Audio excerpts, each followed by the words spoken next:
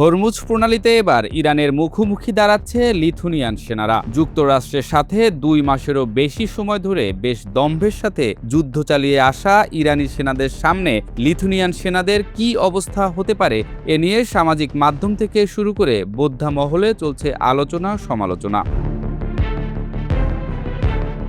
ইউরোপের ছোট কিন্তু ন্যাটোভুক্ত দেশ লিথুনিয়া জানিয়েছে প্রয়োজন হলে তারা যুক্তরাষ্ট্র নেতৃত্বাধীন সম্ভাব্য সামরিক মিশনে মাইন অপসারণের বিশেষ সক্ষমতা নিয়ে অংশ নেবে। লিথুনিয়ার সেনাপ্রধান জেনারেল রাইমুন্ডাস ভাইক্সনোরাস জানিয়েছেন, হরমুজ প্রণালীতে আন্তর্জাতিক জাহাজ চলাচল নিরাপদ রাখতে যে কোনো অভিযানে তাদের মাইন সুইপিং ইউনিট অংশ নিতে প্রস্তুত। দেশটির প্রতিরক্ষা কাউন্সিল ইতোমধ্যে সর্বোচ্চ 40 জন সেনা পাঠানোর পরিকল্পনা অনুমোদন করেছে। এখন শুধু পার্লামেন্টের চূড়ান্ত অনুমোদনের অপেক্ষা। মূলত যুক্তরাষ্ট্র ও ইসরায়েলের সাম্প্রতিক হামলার পর হরমুজ প্রণালী নতুন উত্তেজনার কেন্দ্রে পরিণত হয়েছে।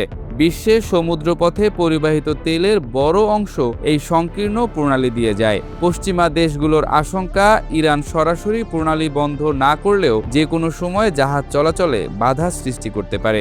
আর সেই আশঙ্কা থেকেই নতুন সামরিক জোট তৈরির চেষ্টা শুরু করেছে ওয়াশিংটন। ইতোমধ্যে যুক্তরাজ্য উপসাগরীয় অঞ্চলে যুদ্ধজাহাজ পাঠিয়েছে। ফ্রান্সও সামরিক প্রস্তুতি বাড়িয়েছে। তবে ইউরোপের সব দেশ এই যুদ্ধে সরাসরি জড়াতে চায় না। জার্মানি স্পষ্ট জানিয়ে দিয়েছে এটি ন্যাটোর যুদ্ধ নয়। তারপরও লিথুনিয়ার মতো ছোট দেশ সামনে চলে আসায় নতুন করে আলোচনা শুরু হয়েছে। ইউক্রেন যুদ্ধের পর এবার কি মধ্যপ্রাচ্যেও আরও গভীরভাবে জড়িয়ে পড়ছে ইউরোপ?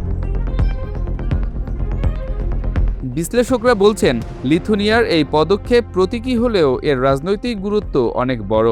কারণ এটি শুধু একটি দেশের অংশগ্রহণ নয়, বরং যুক্তরাষ্ট্রের নেতৃত্বে গড়ে ওঠা নতুন নিরাপত্তা বলয়ের প্রতি ইউরোপের সমর্থনের ইঙ্গিত। বিশেষ করে বাল্টিক অঞ্চলের দেশগুলো দীর্ঘদিন ধরেই যুক্তরাষ্ট্রের নিরাপত্তা কৌশলের ঘনিষ্ঠ অংশ।